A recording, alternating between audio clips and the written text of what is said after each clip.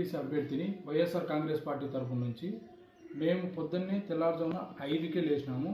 5కు లేచిన తర్వాత నా ఇంటి చుట్టుకారం 120 మంది మనుషులు ఉన్నారు. పైగా రోడ్లో డిన్నర్ పెట్టుకుంటున్నారు. ఆ డిన్నర్ కాడ కూడా బయట ఊరోళ్ళు, ఈ ఊరోళ్ళు ఎవరు లేరు. నా ఇంటి చుట్టుకారం 120 మంది మనుషులు వచ్చినారు. ప్లస్ రూములు అని ఉంది మా సచివాలయం ఎదురుగా. ఆ రూముల దగ్గర 200 మంది పైన ఉన్నారు. కట్టెలు పట్టుకొని మరి వాళ్ళు బెదిరిస్తున్నారు. ఓటర్లను ఎవరినే కానీ రావద్దని ప్రలోభాలు పెడుతున్నారు. ఇళ్ళలోకి పోయి కొడుతున్నారు. మా జనరల్ ఏజెంట్గా పొద్దున ఇంటికి వచ్చా అంటే నా ఇంటికాడికి వచ్చి బండ్లలో ఎంపలాడి కట్టెలతో కొడుతున్నారు. ఎట్లా అంటే అట్లా మాట్లాడుతున్నారు. ఆడోళ్ళు కానీ మగోళ్ళు కానీ ఎట్లా పోతారు ఏజెంట్లుగా చీనికి? ఈ ఎలక్షన్లు జరిగేదానికే లేదంటే ఏం చేయాలని మీరు నాకు అర్థం కావడంలే. కానీ పర్మిషన్ ఎట్లా ఇచ్చినారు నాకు అర్థం కాదు. మా ఊర్లో పోలింగ్ బూత్ దగ్గర డిన్నర్ చేసుకోనికి పర్మిషన్ ఏ విధంగా ఇచ్చినారు?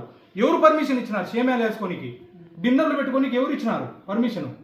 మీ అంటే ఎలక్షన్ కమిషన్ ఉందా లేదంటే నిర్వీర్యం అయిపోయిందా? లేదంటే వన్ సైడ్ చేయాలని ఫిక్స్ అయిపోయినారా మీరేమన్నా? ఎలక్షన్ సామాన్యంగా జరిగితే గెలిచేది నేనే, దాంట్లో డౌట్ లేదు. అందరికీ భయం పడింది. ఈ భయం అనేది అందరికీ చుట్టుకుంది.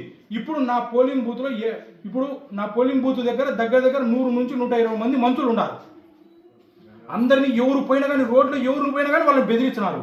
ఎవడన్నా వచ్చే కాళ్ళు ఎరగొడతాం, కట్టెలు పెట్టుకొని తిప్పుకొని మరీ చేస్తున్నారు. పోలీసులు పక్కనే ఉన్నారు. వాళ్ళు